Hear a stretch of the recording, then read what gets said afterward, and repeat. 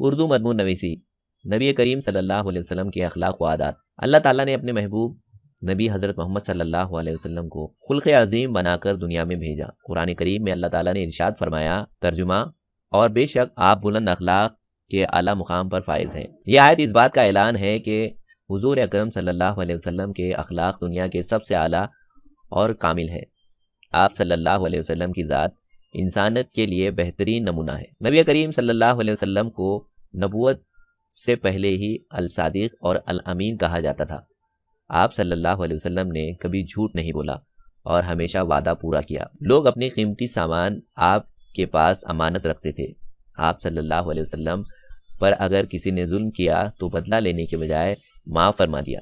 طائف کے سفر میں جب لوگوں نے پتھر مارے تو دعا کی، اے اللہ میری قوم کو ہدایت دے، یہ نادان ہے۔ آپ صلی اللہ علیہ وسلم یتیموں اور مسکینوں کے ساتھ محبت کرتے، ان کی ضروریات پوری کرتے اور انہیں اپنا سمجھتے۔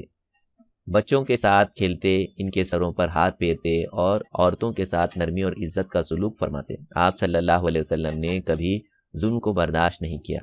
دشمن اور دوست سب کے ساتھ عدل قائم کیا۔ جمعۃ الوداع کے موقع پر آپ صلی اللہ علیہ وسلم نے اعلان فرمایا، یاد رکھو کسی عربی کو عجمی پر اور کسی گورے کو کالے پر کوئی فضیلت نہیں، فضیلت صرف تقوی میں ہے۔ نبی کریم صلی اللہ علیہ وسلم سب سے زیادہ سخی تھے۔ جو کچھ بھی آپ کے پاس ہوتا وہ دوسروں میں تقسیم فرما دیتے، کبھی کسی سائل کو خالی ہاتھ نہ لوٹاتے۔ آپ صلی اللہ علیہ وسلم کی زندگی نہایت سادہ تھی۔ کھانے پینے، لباس اور رہائش میں سادگی کو اختیار فرمایا۔ اکثر کھجور اور پانی پر گزارا فرما لیتے۔ دنیا کے عیش و عشرت سے ہمیشہ بے نیاز رہے۔ آپ صلی اللہ علیہ وسلم کی عادت مبارکہ، گفتگو ہمیشہ نرم لہجے اور مختصر انداز میں فرماتے۔ سلام کرنے میں ہمیشہ پہل کرتے۔ کھانے کے وقت 3 انگلیوں سے کھاتے اور کبھی کھانے میں عیب نہ نکالتے۔ سونے سے پہلے وضو فرماتے، داہنے کروٹ پر لیٹتے اور ذکر الہی کرتے۔ مسکرانا آپ صلی اللہ علیہ وسلم کی عادت تھی۔ ہر شخص یہ سمجھتا کہ نبی کریم صلی اللہ علیہ وسلم اس سے سب سے زیادہ محبت کرتے ہیں۔ نبی کریم صلی اللہ علیہ وسلم کی پوری زندگی اخلاق و عادت حسنہ سے بھرپور تھی۔